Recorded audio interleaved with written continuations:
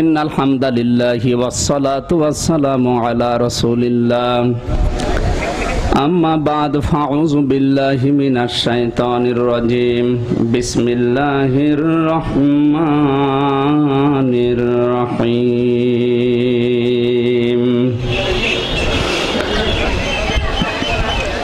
وقال نوح رب لا تذر على الأرض من الكافرين ديارا إنك إن تذرهم يضلوا عبادك ولا يلدوا إلا فاجرا كفارا رب اغفر لي ولوالدي ولمن دخل بيتي مؤمنا وللمؤمنين والمؤمنات ولا تزد الظالمين إلا تبارا صدق الله العظيم. عن عبد الله بن مسعود رضي الله تعالى عنه قال قال النبي صلى الله عليه وسلم من قرأ القرآن فاستظهره فحل حلاله وحرم حرمه أدخله الله الجنة وشفعه في 10 من أهل بيته كلهم قد وجبت له النار رواه ابن ماجه.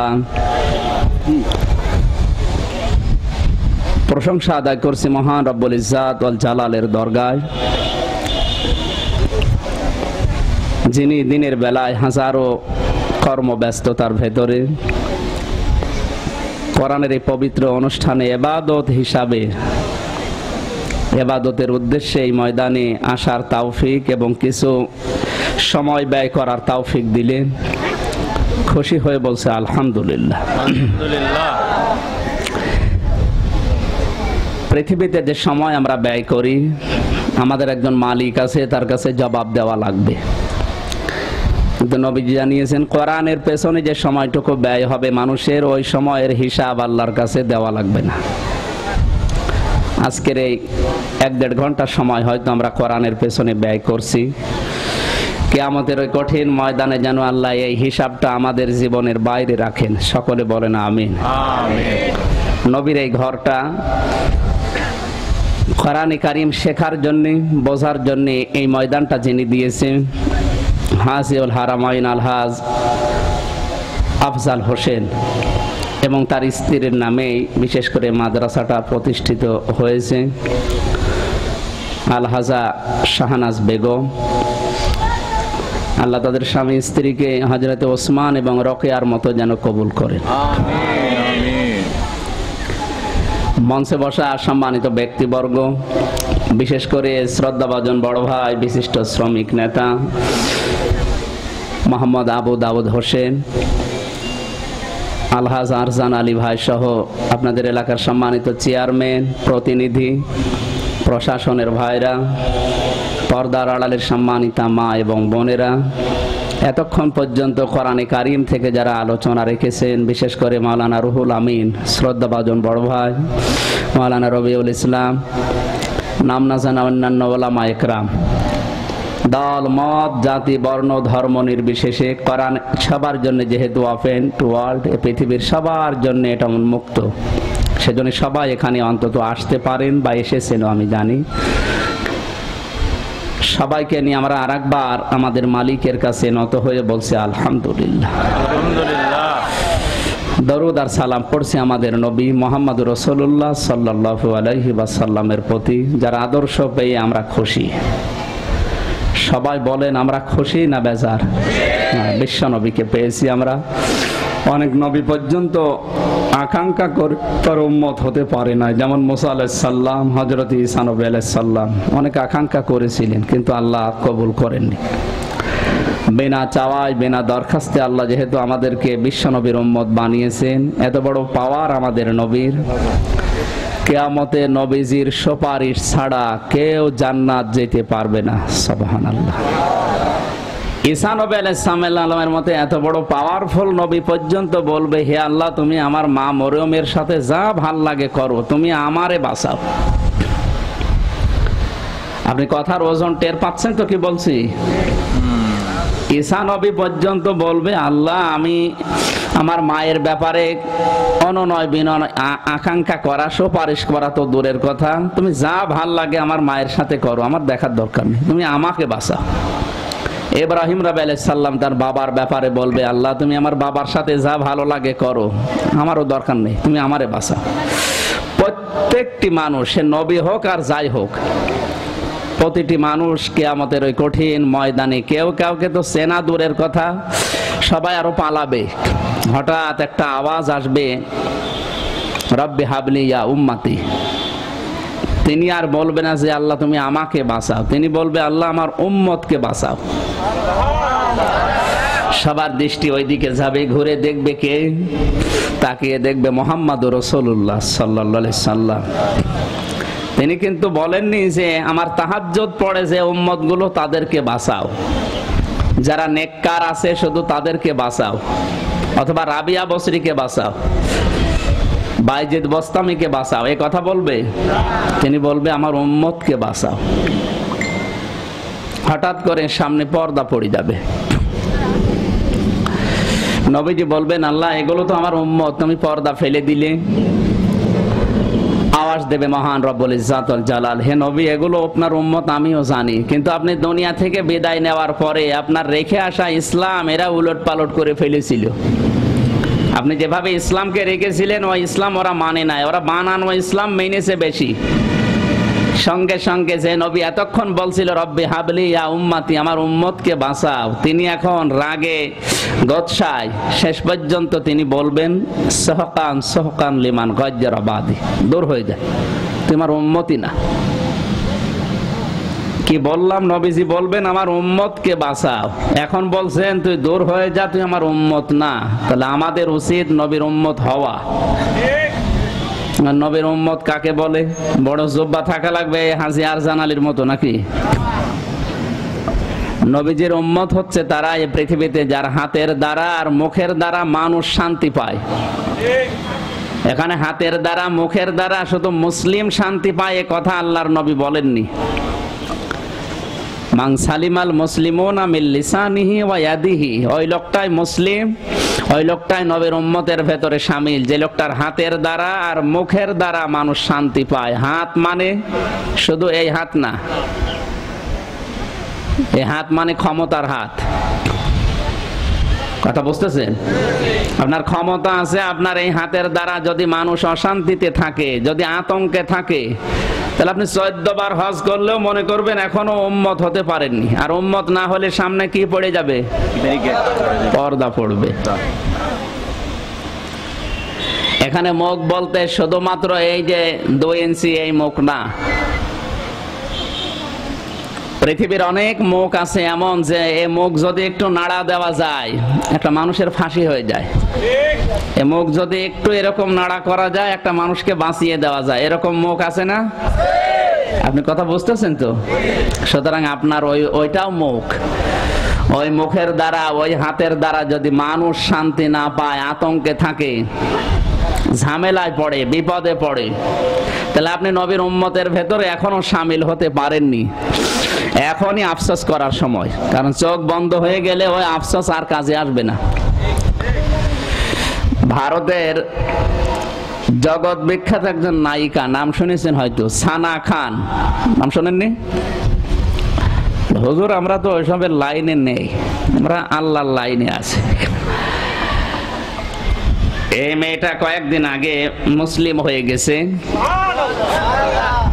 উনি মুসলিম হওয়ার পেছনে যতগুলো কারণ দিয়েছে তার অন্যতম কারণ এই যে আমি চিন্তা করে দেখলাম যে অন্তত মরা লাগবে। আমি যদি বেঁচে থাকার মতো কোনো পেতাম যে কোনোদিন আমার আর মরণ আসবে না, তাহলে আমি এই ফিল্ম ইন্ডাস্ট্রি যে নাম, যে যশ, যে সুনাম অর্জন করেছি, এখান থেকে আমি ফিরে আসতাম না। কিন্তু আমি ভেবে দেখলাম যে আমার মরা লাগবে, হয়তো 2 দিন আগে নাই 2 দিন পরে, কিন্তু মরণের পরে আমার তো একজনের সামনে দাঁড়ানো লাগবে। আমি কি দেখাবো ওই জায়গায়? এই টেন্ডেন্সি আমাকে পরিবর্তন করে দিয়েছে। আর এটা যতদিন পর্যন্ত মানুষের ভেতরে না আসবে ওই মানুষকে পরিবর্তন করা সম্ভব না। সে র্যাব বলেন, চিতা বলেন, কোবরা বলেন, পুলিশ বলেন, বিজিবি বলেন, যাই বলেন, এই দিয়ে মানুষের চরিত্র সংশোধন করা সাময়িক সম্ভব, একাধারে সম্ভব না। যতক্ষণ পুলিশ আপনার সামনে আছে আপনি ফেরেশতা, চলে গেলে আপনি আগে যা ছিলেন তার চাইতে ডবল শয়তান হবেন। এই জন্যে মানুষের ভেতরে এইটা তৈরি করতে হলে কোরআন লাগবে। আর এই মাদ্রাসা যারা বানিয়েছে বা যারা এই জায়গা জমি দিয়ে, আর তাদের পথে মনে হয় উদ্দেশ্য এইটাই যে অন্তত মানুষ কোরআন পড়বে, হাদিস পড়বে, মানুষের চরিত্র সংশোধন হবে। এখান থেকে লেখাপড়া করে কোরআনে কারিমের জ্ঞান নিয়ে এরা বাংলাদেশ সহ বিশ্বের যত জায়গায় যত উপরে উঠবে, কোরআনে কারিম যদি কারো ভেতরে সত্যিই থাকে তাকে আপনি পিটিয়েও দুর্নীতি করাতে পারবেন না। বাংলাদেশ সরকার তিনটা বিষয় নিয়ে, মৌলিক তিনটা বিষয় নিয়ে আজ চিন্তিত বেশি, বিশেষ করে মাদক, দুর্নীতি আর সবচাইতে বেশি জিরো টলারেন্সি আছে মাদকের বিরুদ্ধে, এরপরে দুর্নীতির বিরুদ্ধে, আর একটা আছে ঘুষের বিরুদ্ধে। কিসের? এই তিনটার বিরুদ্ধে কিন্তু জিরো টলারেন্স ঘোষণা দিয়েছে। যদি ধরা পড়ে এই তিনটায় তার খবর আছে। এখন এই তিনটা থেকে মুক্ত করার জন্য শুধু আইন পাশ করে হবে না, পাশাপাশি মানুষের ভেতরে আল্লাহর ভয় তৈরি করা লাগবে। গত কয়েকদিন আগে জেলা শিক্ষা অফিসার, আমি নাম নিলাম না, উনি গোপন রাখতে বলেছেন, এই জন্য গিয়েছিলাম ওনার বাড়িতে। চা খেতে দিয়েছে হাতে করে, পিরিজে দেয় না মানুষ, এই কাপে চা দিয়েছে, কাপের নিচে পিরিজ নেই। এদের কি বলে? মানে দুইটা কাপ তো চা, উনি একটা আমি একটা, 2 কাপ চা নিয়ে এসেছে, একটাই পিরিজ আছে আর একটা পিরিজ নেই, হাতে করে নিয়ে আসছে। তা উনি হচ্ছে একটা জেলার শিক্ষা অফিসার। আমি বললাম যে ভাই কাপ 2টা, পিরিজ একটা। বলছে ভাইয়া এই কাপটা সকালবেলা গতকালকে আমার ছেলে ভেঙে ফেলেছে, তাই আমি কিনবো, সময় পাইনি। যে বেডে বসতে দিয়েছে দেখি ওই বেডের 3-4 জায়গায় তালি লাগানো। মানে প্রথমে হেসে ফেলেছে যে কি অবস্থা। মানে আমাকে বলছে আমির হামজা গতকালকে আমি একটা যদি সই করতাম শুধু, তাহলে 3.5 লাখ টাকা অন্তত আমার ওই টেবিলের ভেতরে দিয়েছিল, খালি সই করতে বাকি ছিল। চিন্তা করলাম এই সইটা করলে হাজারো মানুষের ক্ষতি হয়ে যাবে, আর আমার অন্তত মরা লাগবে, আর মরণের পরে আমার একজনের কাছে দাঁড়ানো লাগবে। আমি তখন কি বলবো? এই টেন্ডেন্সি আসার কারণে ওই 3.5 লাখ টাকা আমি আর নেইনি। তার মানে এখনো ভালো মানুষ আছে। প্রশাসন বলেন, বিচার বিভাগ বলেন, প্রত্যেকটি বাংলাদেশের বিভাগে ভালো মানুষ এখনো আছে। খোঁজ নিয়ে দেখলাম যে আপনি কি লেখাপড়া কোন জায়গায় কিভাবে করেছেন। পরবর্তীতে জানলাম ছোটবেলায় উনি কোরআনে কারিমকে 3 পারা মুখস্থ করেছিলেন, তা অর্থ বুঝে। এই যে কোরআনের এই বিষয়টা তার ভেতরে ছিল, এই জন্য তারে অন্তত পিটিয়েও ঘুষ খাওয়ানো যাচ্ছে না। অথচ তার বাড়িতে বিছানার চাদর ছেঁড়া, কাপের পিরিচ নেই। অভাব থাকলে যে মানুষ দুর্নীতি করবে বিষয়টা এমন না, তার ভেতরে আল্লাহর ভয় এবং কোরআন থাকা লাগবে। কৃষি এটা আমি নিজে যেহেতু দেখেছি বাস্তবে, এই জন্য বললাম। নবীজি বলেন মান করাল কোরআনা ফাস্তাযহারাহু ফাহাল্লা হালালাহু ওয়া হারামা হারামাহু আদখালাহুল্লাহুল জান্নাহ। খুব খেয়াল করবেন, হাদিস বলছি। যে ব্যক্তি কোরআন পড়ে, কি করে? যে ব্যক্তি কোরআন পড়ে আর ফাস্তাযহারাহু, একে এজহার করার চেষ্টা করে। এজহার শব্দের শাব্দিক অর্থ হয় 27টা, তার ভেতরে অন্যতম অর্থ হচ্ছে এজহার মানে প্রকাশ করা, এজহার মানে প্রতিষ্ঠা করা, এজহার মানে দেখানো। তার মানে কোরআন যে পড়বে সে কোরআন তার ব্যক্তি, পরিবার, সমাজ এবং রাষ্ট্রে দেখাতে চাইবে। যে কোরআনের বিধান আমি এই সমস্ত জায়গায় চাই, এরকম নিয়ত নিয়ে যে কোরআন পড়ে, ফাহাল্লা হালালাহু ওয়া হাররামা হারামাহু, আর এখানে বর্ণিত হালালকে যারা হালাল জেনে মেনে নেয় আর হারামকে যারা হারাম জেনে মেনে নেয়, এই যে শিক্ষা অফিসার জেলার, উনি হারাম জানে, কোরআন পড়ে যে ঘুষ খাওয়া কি বলেন না কেন, সুযোগ থাকার পরেও, পরিবেশ থাকার পরেও কেউ জানতো না। ওই যে টেবিলের নিচে 3.5 লক্ষ টাকা কেউ জানতো না, শুধু উনি জানে। আর কে জানে বলে তো? এই কারণে উনি হারামকে হারাম বলে ছেড়ে দিয়েছে। ওনার স্ত্রী এবং ওই যে 9 বছরের যে মেয়েটা সামনে আসলো না। পর্দা, পর্দা কি কথা বলে না কেন? কোরআন পড়েছে যে পর্দা ফরজ, এই কারণে ওদের দুইজনকে সামনে আনে না, এনেছে ওই ছেলেটা আর উনি নিজে। এই যে হালালকে হালাল জানার পরে যে লোকটা মানে, হ্যাঁ পরিবেশ হয়তো কঠিন আসবে, সবাই চলছে বেপর্দায়, ওর ভেতরে পর্দা করে টিকে থাকা অত সহজ না। সবাই ঘুষ খাচ্ছে অফিসে, আপনি একা ফেরেস্তার মতো থাকবেন, ওই জায়গায় ঈমান টিকিয়ে রাখা সহজ না কঠিন? অনেক কঠিন। তো সম্মানিত ভাইরা, আপনার অভাব থাকবে বাস্তবে, এই জায়গায় টিকে থাকা কিন্তু কঠিন। আর এরকম পজিশন একজন, এই যে এই মাদ্রাসার যিনি মহাতামিম বা বড় হুজুর আছে, কে যেন নাম তার, হ্যাঁ এই রাসেল ভাই, যদি বলে যে হুজুর আমি ঘুষ খাই না, তো ওরে ঘুষ দেবে কে? কেউ আছে এই দেশে হাফেজ সাহেবকে ঘুষ দেবে? ঝিনাইদহ সদর থানার যিনি ওসি আছে, এখানকার যিনি এসপি আছে, উনি যদি বলে আমি ঘুষ খাই না, ওইটা আল্লাহর ওলি। কথা বুঝতেছেন? কারণ ওনাদের কাছে টাকা নিয়ে মানুষ বসে থাকে। আমি পুলিশের সাথে, থানার সাথে সম্পৃক্ত বেশি, কারণ অনেক সময় 8-9 বছর কাটিয়েছি তাদের সাথে, দেখেছি মানুষ ঘোষের হাতছানি তাদের দেয়, কিন্তু ওই জায়গায় টিকে থাকা কঠিন। আল্লাহ কঠিন অবস্থাটাই দেখতে চায় যে বান্দা এত বড় কাদার ভেতরে পড়েও আসলে আমাকে মেনে চলে কিনা। এটা তখন ফেরেশতাদের সাথে আল্লাহ গর্ব করে। জোরে বলুন সুবহানাল্লাহ। নিষেধ করেছিল আমাদেরকে বানাতে, আল্লাহ বলেছিলেন আমি যেটা জানি তোমরা জানো না, কারণ আমার বান্দাদের ভেতরে, বান্দীদের ভেতরে এমনও মানুষ থাকবে আমার বিধানকে তারা মানতে গিয়ে পৃথিবী পর্যন্ত ছেড়ে দেবে, আমার বিধান ছাড়বে না। তো এরকম পরিবেশ যখন আসবে, অভাব তারপরও মানুষ আল্লাহর বিধান ছাড়ে না, এরকম পজিশন আসলেই তো তাকে নিয়ে আল্লাহ গর্ব করে ফেরেশতাদের কাছে। কি কথা বুঝতেছেন না? এই জন্য হালালকে যারা কোরআন পড়ার পরে হালাল জানে, মেনে নেয়, আর হারামকে যারা হারাম জানার পরে সে যত কঠিন পরিবেশ আসুক ছেড়ে দেবে। আল্লাহর নবী বলেন আদখালাহুল্লাহুল জান্নাহ, আল্লাহ তাকে জান্নাতে দিয়ে দিয়েছে। আদখালাহুল্লাহুল জান্নাহ মানে কিন্তু জান্নাত দেবে না, তাকে জান্নাতে দিয়ে দিয়েছে। আমার প্রশ্ন হচ্ছে, মানুষ মারা যাবে, তার কাফন দাফন হবে, কবরে দেবে, কিয়ামতের ময়দানে বিচার আচার হবে, এরপরে জান্নাত জাহান্নামের প্রশ্ন নাকি? তাহলে এই হাদিসে যে বললেন যে তাকে আল্লাহ জান্নাত দিয়ে দিয়েছে, কথাটা কেমন হয়ে যাচ্ছে না? তার মানে কোন মানুষ যদি সত্যি কোরআন পড়ে, কোরআন পড়া বলতে আমরা যেভাবে আলিফ লাম মিম যালিকাল কিতাবু লা রাইবা ফিহি এই পড়া না, কোরআন পড়ার আবার অর্থ 4টা।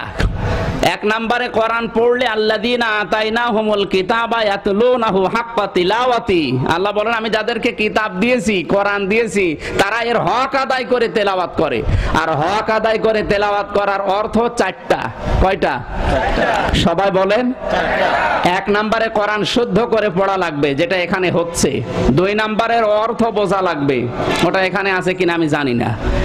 3 নম্বরে ওটা যে জ্ঞান আপনি ওখান থেকে অর্জন করবেন, ওই জ্ঞানটা নিজের জীবনে প্র্যাকটিক্যাল লাইফে ওটা সেট করা লাগবে যে আমি এখানে এটা মেনে চলি। 4 নম্বরে ওই যে জ্ঞান পেলেন ওটা মানুষের কাছে পৌঁছিয়ে দেওয়ার জন্য দৃঢ় সংকল্প করা লাগবে। তাহলে পড়ার অর্থ কয়টা? আমরা যে পড়ছি কোরআন, কি পড়া হচ্ছে না? বলে আয়াতের 1ম নম্বরেই তো শেষ। 2য় নম্বরে কি? ফাস্তাজাহারাহু, এ কোরআনকে যারা প্রতিষ্ঠা করার জন্য চেষ্টা চালাবে। এজহার শব্দের কয়টা অর্থ বলেছি? 27টা। এর 1 নম্বরে প্রচার করা, 2 নম্বরে প্রকাশ করা, 3 নম্বরে প্রতিষ্ঠা করা। তার মানে আপনার মন মানসিকতা ইচ্ছা ইরাদা থাকবে এই যে আমি কোরআন পড়ছি, কোরআনকে এই পরিবারে সমাজে রাষ্ট্রে আমি প্রতিষ্ঠা করতে চাই। এরকম প্রতিষ্ঠা করে দেখানো লাগবে এটা না, আপনি চেষ্টা করে যান। পৃথিবীর বহু নবী সারা জীবন চেষ্টা করে মানুষ 10 জন মানুষও মুসলমান বানাতে পারে নাই, তাই বলে নবীরা কি বিফল? কথা বলেন না কেন? আপনি সারা জীবন চেষ্টা করে যান, আপনার ওই চেষ্টা দেখে জান্নাত আল্লাহ আপনার জন্য বানাবে। এতটুকু পর্যন্ত নবী শেষ করেন নাই, আদখালাহুল্লাহুল জান্নাত দিলেন, এরপরে দিয়েছেন শাফাহু ফি আশারাতিম মিন আহলি বাইতিহি কুল্লুহুম ক্বাদ ওয়াজাবাত লাহুন নার। তার সুপারিশ এমন 10 জনের ব্যাপারে আল্লাহ কবুল করবে যে 10 জনকে আল্লাহ জাহান্নামে দেবে বলে বিচার আচার ফায়সালা করে সিদ্ধান্ত নিচ্ছে। শব্দের দিকে খেয়াল করেন, যারা হাফেজ কারি মাওলানা মুফতি আছেন দেখেন তো, ওয়াশাফাহু ফি আশারাতিম মিন আহলি বাইতিহি কুল্লুহুম ক্বাদ ওয়াজাবাত লাহুন নার। আল্লাহ তাকে জাহান্নামে দিয়ে দিয়েছে বিষয়টা এমন না, তাকে জাহান্নামে দেবে। এরকম 10 জনের ব্যাপারে আল্লাহ তার সুপারিশ কবুল করবে যদি হক্কানি হাফেজ মুফতি মাওলানা কারি এরকম হতে পারে। কোরআন পড়ার অর্থ কয়টা বলেছিলাম? এইভাবে যদি পড়ে। এই জন্য যারা এখানে ছেলে মেয়েকে দিয়েছেন অবশ্যই আপনাদের কপাল বা ভাগ্য আপনার ভালো। একটা ছেলেকে অন্তত কোরআনের কিছু বানান, যদি নিজে না পারেন তাকে বানান। এরপরে দ্বিতীয় নম্বর বিষয় হচ্ছে, আপনি যদি একেবারেই কিছু না পারেন, কোরআনে কারিম যারা বোঝে, কোরআনে কারিম যারা মুখস্থ করে, এর উপরে আমল করে, এরকম মানুষের সাথে সম্পর্ক রাখেন, আত্মীয়তা করেন, কিয়ামতের ময়দানে 2টা বিষয় আল্লাহর কাছে আগে যাবে, একটা কোরআন শরীফ আর একটা রমজানের রোজা, এরপরে নবীজির সুপারিশ। প্রথম নম্বরে যদি কোরআন কেন্দ্রিক যারা আছে এরা আপনাকে না চেনে, কোরআন যদি আপনার ব্যাপারে না দাঁড়ায় আল্লাহর কাছে, দাঁড়ানোর মতো কিন্তু আর কাউকে পাবেন না। এখন দুনিয়াতে বিপদে পড়লে আগে যেমন ক্ষমতাধর মানুষকে লাগে, কিয়ামতের দিন কোরআন লাগবে। কি লাগবে? এই জন্য যারা এখানে ছেলে মেয়েকে দিয়েছেন বা এই জায়গাগুলো যে মানুষগুলো দিয়েছেন, অবশ্যই আপনারা আশপাশে যারা আছেন এর সাথে লেগে থাকেন, কারণ এই জীবনই তো শেষ না, এরপরে আরেকটা জীবন শুরু হবে। ওখানে বাঁচতে হলে সবচাইতে আগে লাগবে কোরআনে কারিম। আল্লাহ আমাদেরকে যেন অন্তত এর সাথে সম্পৃক্ত থাকার তৌফিক দেন, জোরে বলেন আমিন। আজকে এখানে প্রায় 13-14 জন কোরআনে কারিম স্পর্শ করবে, ধরবে, এরা পড়বে। প্রতিটি অক্ষরে 10টা করে নেকি হবে। বিশেষ করে এই শাহনাজ বেগম এবং তার স্বামী আফজাল হোসেন, যদি মারাও যায় আর এটা যদি টিকে থাকে, কিয়ামত পর্যন্ত ওনাদের কবরে এই 10টা করে সওয়াব আল্লাহ পাঠাতেই থাকবে। এরকম কিছু কাজে নিজেকে সম্পৃক্ত রাখবেন, আপনার নিজের ভালোর জন্য বলছে। আল্লাহ আমাকে এবং প্রত্যেককে এরকম কোরআন কেন্দ্রিক কাজের সাথে মিলে থাকার যেন তৌফিক দেন। এই যে এনার রাজনৈতিক পরিচয়, উনি শ্রমিক নেতা, আওয়ামী লীগের একজন বড় দায়িত্বশীল, কিন্তু একটা নবীর ঘরের দায়িত্বে আছে। হাজারো ছাত্র ছাত্রী ওখানে পড়ে, সকালবেলা যখন কোরআনে কারিম তাহাজ্জুদের নামাজের পরে অথবা ফজর পরে পড়ে, প্রতিটি অক্ষরে 10টা করে নেকি আল্লাহ তাদের আমল নামায় দেয়। যেহেতু সম্পৃক্ত আছে, পেছনের দরজা দিয়ে সাহায্য সহযোগিতা করে, ওনার আর জীবন কয়দিন আছে? কিয়ামত পর্যন্ত কবরে আল্লাহ ওই নেকিটা দিয়ে কবরের শান্তি বৃদ্ধি করতে থাকবে। জীবনে উনি আর যা করেছে সবচাইতে বড় পাওয়া এবং সবচাইতে বড় নিয়ামত ওনার এই কোরআনে কারিমের এই খেদমতটা। হযরতে ওসমানের নাম, আবু বকরের নাম এত কেন? তারা তো আর হায়াত 200 বছর পায়নি, হায়াত পেয়েছিল তারাও মাত্র 50-60 বছর, কিন্তু কিয়ামত পর্যন্ত তাদের নামে মানুষ দোয়া করে এই কারণে, কারণ তারা সারাটা জীবনই ব্যয় করেছে কোরআনের পেছনে। হযরত আবু বকর কোরআন এক জায়গায় করেছিলেন, এই জন্য কিয়ামত পর্যন্ত যত মানুষ কোরআন পড়বে, আবু বকরের আমল নামায় অটো একটা একটা করে সওয়াব যেতেই থাকবে। এই জন্য সামাম দুনিয়ার সবার নেকি এক জায়গায় করলে আবু বকরের সমান হবে না, হবে না এই কারণে, কারণ তার হায়াত বেশি না, কিন্তু অল্প হায়াতে এমন কিছু কাজ করেছিলেন তার সমান নেকি অর্জন করা সম্ভব না, কারণ আপনি এখন চেষ্টা করলেও পারবেন না। উনি সে কত 1400 বছর আগে ঘুরিস, আর কিয়ামত পর্যন্ত এটা তার চলতেই থাকবে যতদিন এটা পৃথিবীতে আছে। সুবহানাল্লাহ বলতে পারেন না? আল্লাহ নবীর এই হাদিসকে আমাদের জীবনে প্রতিফলন করার তৌফিক দেন, জোরে বলেন আমিন। সম্মানিত ভাইরা, বরদোয়া করা ঠিক না। বিশ্বনবী মুহাম্মদুর রাসূলুল্লাহ বহু কষ্ট স্বীকার করেছিলেন দুনিয়ায়, কিন্তু তিনি বরদোয়া দেননি। আমরা যে আয়াত পড়েছি এটা কিন্তু বরদোয়া। সূরা নূহ থেকে আমি 3টা আয়াত পড়েছিলাম শেষের দিকে। এই 3টা আয়াতই প্রথম 2টা হচ্ছে বরদোয়া আর শেষেরটা হচ্ছে দোয়া। বরদোয়া করা জায়েজ আছে। তায়েফের ময়দানে রক্ত পর্যন্ত তার শরীরে জুতা আটকিয়ে গেছে, রক্ত বের হয়ে। আমি তায়েফে গিয়েছিলাম, যে দেখেছে পাথরগুলো, আমার কেন যেন মনে হচ্ছে যে এই পাথর মানুষের শরীরে লাগলে কি অবস্থা হয়। তায়েফের ময়দানে যে পাথর, দুই দিক থেকে এই বাচ্চারা নবীজির গায়ে, বিশ্বনবীর শরীরে মশামাছি পর্যন্ত বসতো না, সেই শরীরে পাথর দিয়ে রক্ত ঝরেছে, জুতা আটকিয়ে গেছে। তিনি তিনবার অজ্ঞান হয়ে পড়ে গিয়েছিলেন।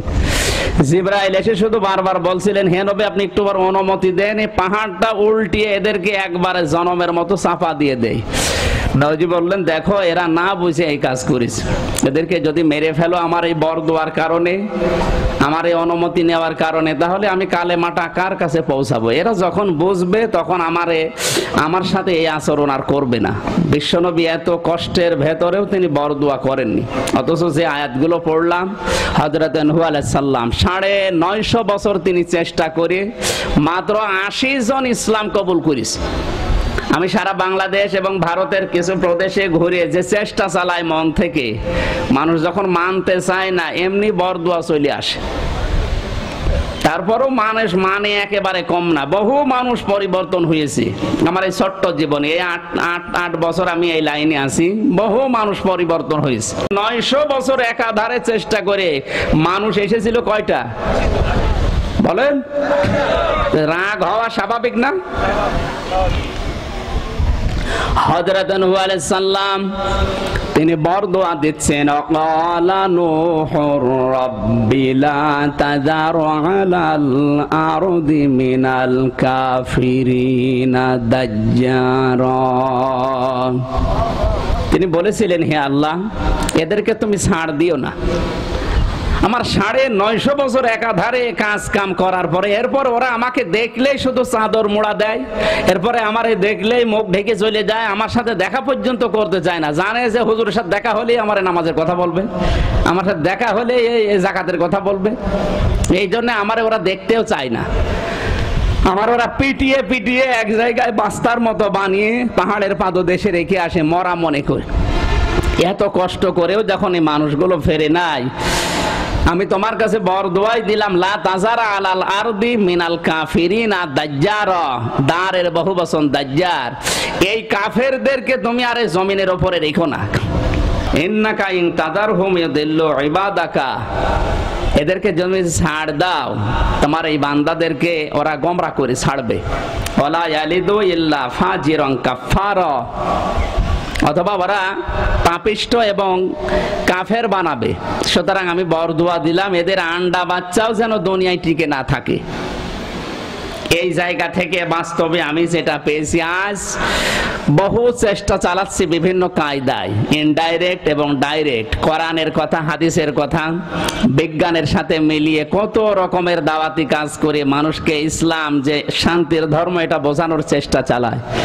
কিন্তু সাম্প্রতিক কিছুদিন আমরা যেটা সবচেয়ে বেশি লক্ষ্য করছি, ইসলামের বিরুদ্ধে আজ আদা জল খেয়ে মাজায় গামছা বেঁধে লেগেছে কিছু মিডিয়া। তার ভেতরে অন্যতম 71 টিভি, এই ডিবিসি। এরা সত্য নেই মিথ্যা নেই, একটা মানুষের চরিত্র হনন করার জন্য এমন কোন কাজ নেই যা ওরা করতে পারে না। একটা মানুষকে নিয়ে যা করবেন করেন, কিন্তু ইসলামের বিরুদ্ধে এত বিষদগার আপনার কোত্থেকে আসে আমি তো টের পাচ্ছি না। আমার যতটুকু ধারণা আমি দেখতে পেলাম, এই 71 টিভি জন্মলগ্ন থেকে শুরু করে আজকের এই দিন পর্যন্ত, ওদের এই সৃষ্টি থেকে আজকের এই দিন পর্যন্ত ইসলামের কোন প্রোগ্রাম এবং মানবতার উপকার হয় এমন কোন প্রোগ্রাম আমি দেখিনি। ওদের সবগুলো অনুষ্ঠান ইসলাম কি করে ঘায়েল করা যায়, ইসলামকে কি করে দোষ দেওয়া যায়, শুধু এই চিন্তায় থাকে। তো বরদোয়া তো এমনি আসে না। আমি এখন মুসাফির অবস্থায় আছি, যেহেতু আমি ঢাকাতে চলে যাচ্ছি, আর মুসাফিরের দোয়া আল্লাহ ফেরত দেয় না। মন থেকে কিছু বললে কিন্তু কবুল হয়ে যাবে। আপনারা যারা ওই দায়িত্বে আছেন মিডিয়াতে, যদি ইসলামের উপকার করতে না পারেন ক্ষতি করবেন না। আর আমি জানি আপনার এই চেঁচামেচিতে, এই আদা জলে ইসলামের ক্ষতি হবে না, কারণ ইসলাম তার আমির হামজার না। আজকে চেয়ারম্যান সাহেব বলছিল আপনার ইসলামের পক্ষে আমি আছি। ইসলামকে আমির হামজার কার? ইন্না নাহনু নাযালনা যিকরা ওয়া ইন্না লাহু লাহাফিজুন। আল্লাহ বলেন আমি নাজিল করেছি কোরআন, আর এটা আমি নিজে দেখব। আপনাকে টাইট করতে আল্লাহর কিচ্ছু লাগবে না। আজকে ফেনী থেকে একজন কল দিয়েছিল, আমি গাড়িতে আসছিলাম, বলছে হুজুর আমি চলছিলাম, হঠাৎ করে আমার এই পেছনের রগটা একটু টান লেগেছে। আজ প্রায় 17 দিন হয়ে গেল, আমি আর সোজা হয়ে দাঁড়াতে পারছি না। আপনি আকিস গ্রুপে আছেন, 8 দিন হাসপাতালে একটু ম্যানেজারকে বলে দেন অন্তত আমার এটা যেন একটু দেখে। আমি বহু জায়গায় ঘুরলাম, হচ্ছে না।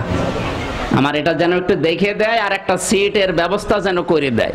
বললাম কি সমস্যা কি? বললাম কিছু না, এমনি হাঁটছিলাম, হঠাৎ পেছনের রগে টান লেগে আমার অবস্থা খারাপ। তো মানুষকে টাইট করতে আল্লাহর কিছু লাগে? কিচ্ছু লাগে না। ভালো মানুষ চলছেন, হঠাৎ পা মস্কিয়ে পড়ে যা, আর আপনি মস্তানি করেন, কার উপর ভরসা করে বলেন? আপনাকে পাহারা দিতে আল্লাহর প্রতিদিন 70টা ফেরেশতা কাজ করছে প্রতিদিন, আর আপনি তার বিরুদ্ধে কলম ধরেন, তার বিরুদ্ধে আপনার জবান চালান, মিডিয়া চালান। আমি বরদোয়া করি না সহসায়, মন থেকে আসলে চলে আসে এদের এই কাজ কারবার দেখে। ইসলামের পক্ষে যদি আপনার অবস্থান না থাকে, বিপক্ষে যাবেন না। আপনার নিজের কপালে আপনি নিজে আগুন লাগাচ্ছেন। আল্লাহ যেন আপনাকে অন্তত বুঝ দান করেন, জোরে বলেন আমিন। আসলে হেদায়েত তার আমির হামজার হাতে নেই, এটা আল্লাহর হাতে। কার হাতে? আল্লাহ। নবীজির আপন চাচা আবু তালেব তাই হেদায়েত পায়নি। নবীজি চেষ্টা কম করেছিলেন? বলেন। তিনি বলেছিলেন চাচা আপনি শুধু বলেন লা ইলাহা ইল্লাল্লাহ, এতটুকু বলেন, মুহাম্মদুর রাসূলুল্লাহ বলার দরকার নেই। আমি কিয়ামতের দিন আল্লাহর দরবারে ঝগড়া করে আপনাকে আমি জান্নাত নিয়ে যাব, তাও গামছা দিয়ে বেঁধে নিয়ে যাব। আপনি শুধু বলেন লা ইলাহা ইল্লাল্লাহ। আমার স্বীকৃতি না, শুধু আল্লাহর স্বীকৃতিটা আপনাকে দেওয়া লাগবে। পাশে আবু জেহেল আর আবু সুফিয়ান দাঁড়িয়েছিল, ডাক দিয়ে বলছে নেতা পড়বা, সারা জীবন বাপ দাদা ধর্ম মানলে এখন এই ভাতিজার নতুন ধর্ম গ্রহণ করে কলঙ্কিত হবা, মানুষ তোমারে কাপুরুষ বলবে, ভীরু বলবে। ও বলছে মোহাম্মদ আমি তোমারে ভালোবাসি, কিন্তু এটা আমি পড়তে পারলাম না, কারণ আমি এখনই মারা গেলে পৃথিবীর মানুষেরা আমার নামে বদনাম দেবে, আমি কাপুরুষ ছিলাম, ভীরু ছিলাম। সুতরাং তুমি আমারে মাফ করে দিও। মাফ করার মালিক নবীজি না আল্লাহ? বলেন। বিশ্ব নবীর মন খারাপ হয়ে গেল। সঙ্গে সঙ্গে জিবরাইল এসে বলেন হে নবী আপনি মন খারাপ করেন কেন? ইন্নাকা লা তাহদি মান আহবাবতা ওয়ালাকিন্নাল্লাহা ইয়াহদি মাইয়াশা ওয়া হুয়া আ'লামু বিল মুহতাদিন। হেদায়েত তো আপনার হাতে আল্লাহ দেয়নি যে যাকে ভালোবাসেন তাকে দিয়ে দেবেন। হেদায়েত এটা শুধু আল্লাহর হাতে। আল্লাহ যাকে পছন্দ করে ভালোবাসে, যার মনের অবস্থা জানে, তাকে আল্লাহ হেদায়েত দেবে। আপনি তো ওর মনের অবস্থা জানেন না। আলিমম বিজাতিস সুদূর, আল্লাহ মনের খবর ভালো জানে, সুতরাং ওর মন কি চাচ্ছে ওটা আল্লাহ ভালো জানে। আপনি এত চেষ্টা করার পরেও ও মন থেকে এটা পড়ে নাই। এরপরেও নবীজি যেহেতু সারা জীবন তার বাড়িতে ছিলেন, তো তার কলেজ পিঠে, তার মাথায়, কাঁধে উঠে মানুষ হয়েছিলেন। তিনি কবর দেওয়ার পরে হাত তুলে মোনাজাত করেছিলেন, হে আল্লাহ তুমি আমার চাচাকে মাফ করে দাও। ফেরেশতা জিবরাইল এসে বলেন হে নবী হাত নামান। কার জন্য হাত তুলেছেন? মা কানা আলান নাবিয়্যি মিন হারাজিন ফিমা ফারাদাল্লাহু লা। আল্লাহ রাব্বুল আলামিন বলেন মা কানা আলান নাবিয়্যি ওয়াল মুমিনিনা। সূরা তাওবার ভেতরে আছে কোন নবীর জন্য, কোন মুমিনের জন্য এটা উচিত না যে কোন মুশরিকের জন্য আল্লাহর কাছে ক্ষমা চাবে, যদি ওইটা নিজের নিকটাত্মীয় হয়। একটু চিন্তা করেন তো, বিশ্ব নবীর হাত যদি আল্লাহর ফেরেশতা জিবরাইল ফেরত দেয়, আমির হামজার হাত তো ফেরত দেবে না। আপনি কোন ধান্দায় আছেন? যার কোনদিন হাত তোলা লাগে না, শুধু মনের ভেতরে কামনা আসলেই কবুল হয়ে যেত। যাকে এত বড় পাওয়ার আল্লাহ দিয়েছিলেন, হ্যাঁ বললে হালাল, না বললে হারাম, এরকম পাওয়ার ছিল নবীজির। এখান থেকে শুধু হাত ইশারা করেছিলেন, আঙ্গুল চাঁদ 2 টুকরা হয়ে গেছে। পা তুলেছিলেন জমিন থেকে, আরো সে চলে গেছে। এত বড় পাওয়ার দুনিয়া আল্লাহ কাউকে দেয়নি। তাকে সারে বলা হয়, শরীয়ত প্রণেতা তিনি। তিনি যদি হাত তুলে আল্লাহ হাত ফেরত দেয়, তাও আপন চাচার জন্যে। হেদায়েত এই জন্য আল্লাহর হাতে। আপনার মনের অবস্থা আমি তো জানি না, মন থেকে কথা শোনেন, হেদায়েত আল্লাহ দিলেও দিতে পারে। আল্লাহ যেন আপনাকে হেদায়েত দান করেন, আমিন। মিডিয়ার ভাইদেরকে বলবো, দুনিয়ার 100 বছর পরে আপনিও থাকবেন না, আমিও থাকবো না। আমাদের আখেরাতের পুঁজিটা, যেহেতু আপনি মুসলিম, আপনি অন্য ধর্মের হলে আপনাকে আমি কিছু বলতাম না। আপনার প্রতি আমার দরদ আছে, ফিরে আসেন, বিবেকটা কাজে লাগান। আপনার দ্বারা ইসলামের যদি উপকার না হয়, ক্ষতি করবেন না।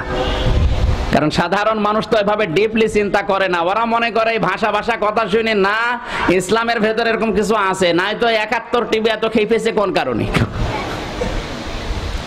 যেন অন্যায় দেখলে আপনার ইমানের দাবি হচ্ছে তাদেরকে প্রতিবাদ করা, হাত দিয়ে, মুখ দিয়ে, অথবা আপনার অন্তর দিয়ে। তো অন্তর দিয়ে যদি এখন ঘৃণা করে পরিবর্তন করার চেষ্টা করেন, মুখ দিয়ে আপনাদের যাদের এই সম্পৃক্ততা আছে বিশেষ করে মিডিয়ার সাথে, প্রতিবাদ জানাবেন যতটুকু, যদি নিজের ইমানকে বাঁচাতে চান। আল্লাহ রাব্বুল আলামিন শেষে দোয়া শিখিয়েছিলেন, রব্বিগফিরলি ওয়ালি ওয়ালিদাইয়া ওয়ালিমান দাখালা বাইতিয়া মুমিনা ওয়ালিল মুমিনিনা ওয়াল মুমিনাত। হযরত নূহ আলাইহিস সালাম বলেছিলেন, হে আমার মালিক, তুমি আমাকে মাফ করো আর আমার বাবাকে মাফ করে দাও। সন্তান হিসাবে আমাদের দায়িত্ব কিন্তু আছে, কারণ আমরাও যেদিন চলে যাব আমাদের সন্তানরা আমাদের জন্য নূহ আলাইহিস সালামের মতো দোয়া করবে। এরপরে ওয়ালিমান দাখালা বাইতিয়া মুমিনা ওয়ালিল মুমিনিনা ওয়াল মুমিনাত, মুমিন নারী পুরুষ যাদের ঈমান আছে তাদেরকে শান্তির সাথে তুমি আমার নিড়ে প্রবেশ করাও। ওয়ালা তাজিদিজ জালিমিনা ইল্লা তাবারা, যারা জালেম পৃথিবীতে তাদের শুধু ক্ষতি বৃদ্ধি হতে থাকে। জালেম যারা, তাদের ক্ষতিগুলো আল্লাহ বৃদ্ধি করে দেয়, তারা কোনোদিন শান্তি পায় না। জালেম পৃথিবীতে কোনোদিন মনের তৃপ্তি পায় না। কোন জিনিসে শান্তি খুঁজতে গেলে ওরা দেখে আরেকটা যন্ত্রণা শুরু হয়ে গেছে। এই জন্য জালেমকে আল্লাহ শান্তিতে রাখে না। আপনি জুলুম করবেন না। জুলুম মানে একজনের মাথায় লাঠি মারা না।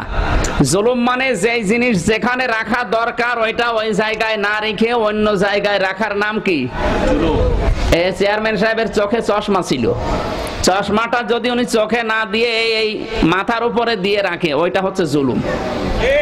উনি দেয়নি, অনেকে দিয়ে রাখে স্টাইলে। ওকে মাথা দিয়ে দেখবে না চোখ দিয়ে? যেই জায়গায় রাখার দরকার ছিল ওখানে না রেখে আপনি কপালে রাখলেন কোন কারণে? এই টুপি রাখার দরকার কোথায়? এটা যদি কেউ পায়ের নিচে রেখে দেয়, টুপির সাথে কি জুলুম। এই জুতা রাখা দরকার কোথায়? ওটা যদি কেউ মাথায় নিয়ে ঘুরে বেড়ায়, ওটা জুতার সাথে জুলুম। আলেমদেরকে পরিবার, সমাজ এবং রাষ্ট্রে কোরআনের কথাগুলো বলার জন্য ওপেন পরিবেশ দেওয়া, এটা তাদের অধিকার। এই পরিবেশগুলো যারা আজ নষ্ট করে দিয়েছেন তারা আলেমদের উপরে জুলুম করছে। মাছের বাজারে লোক ধরে না, সেখানে করোনা নেই। মাছের বাজারে যান তো, গরুর বাজারে যান, আর যত করোনা সব তাফসীর মাহফিলে, ওয়াজ মাহফিল আর মসজিদে। এটা এক প্রকার জুলুম। এই জন্য যারা দায়িত্বে আছেন আমাদের দেশের, অন্তত আল্লাহর এই গজব থেকে যদি নিজেকে, দেশকে বাঁচাতে চান, তা আল্লাহর কথাগুলো ওপেন করে দিন, তাহলে বাঁচতে পারবেন। আর যদি কঠিন হতে চান তাহলে ওই সমস্ত জায়গায়ও কঠিন হওয়া লাগবে। ওগুলো সব ওপেন করে দিয়ে আমাদের মুখ বন্ধ কি করে করা যায় এই পায়তারা করবেন, এটা কিন্তু একটা জুলুম। 16 তারিখ থেকে সিনেমা হল খুলে দিয়েছে, ওখানে কোনো করোনা নেই, কারণ ওখানে পাক পবিত্র হয়ে যাবে। আল্লাহ আমাদেরকে বুঝদান করেন। আমি বরদোয়া দিতে চাই না, আল্লাহ থেকে আমার মন থেকে যেন কোনো বরদোয়া না নিয়ে আসে। নূহ আলাইহিস সালামের মতো মানুষ আসলে বরদোয়া করেছিলেন, আর সহ্য করতে না পেরে আমাদের ওরকম চলে আসে। মা বোন যারা এসেছেন আপনাদেরকে বলবো, সম্মানিতা মা বোনেরা, আজ ধর্ষণের যতগুলো কারণ আছে তার অন্যতম কারণ হচ্ছে মেয়েদের বেপরদা। আপনি নিজেকে কন্ট্রোলের ভেতরে রাখেন, পোশাক আশাক একটু মার্জিত পরেন। এমন পোশাক পরেছে দেখলে বুড়ো মানুষ পর্যন্ত লাভ দেয়। আমি বাকিটা নাই বললাম। আর বিশেষ করে ভারতের এই সিরিয়াল গুলো বন্ধ করেন। এই যে 13টা সিরিয়াল এখন চলছে, মুসলমান ছেলে মেয়ে বউ যাই হোক বন্ধ করেন, এটা বন্ধ করেন। কারণ এখানে শুধু উলঙ্গ, এখানে শুধু এই বেহায়াপনার একের কথা অন্যের কাছে লাগানো ছাড়া কোনো শিক্ষা আমি পাইনি। এখন যদি বলেন হুজুর আপনি খুব ভালো করে দেখেন, দেখা লাগে না, ও শুনেই মুখস্থ হয়ে যায়। খালি পরকিয়া প্রেম কি করে করা যায়, একের কথা অন্যের কাছে লাগিয়ে তালাতালি করে সম্পর্ক নষ্ট করা যায়, শুধু এইটা। আর পোশাক আশাকের কথা তো বাদই দিলাম।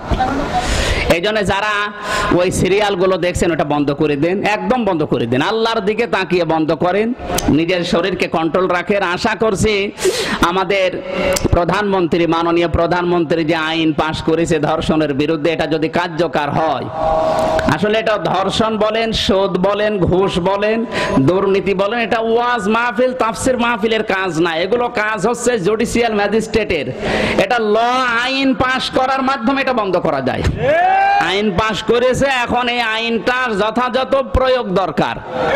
নিজের দলের লোক করলে মাপ, অন্য দলের লোক করলে বাপরে বাপ, এরকম করলে তো ধর্ষণ বন্ধ হবে না, আরো বাড়বে।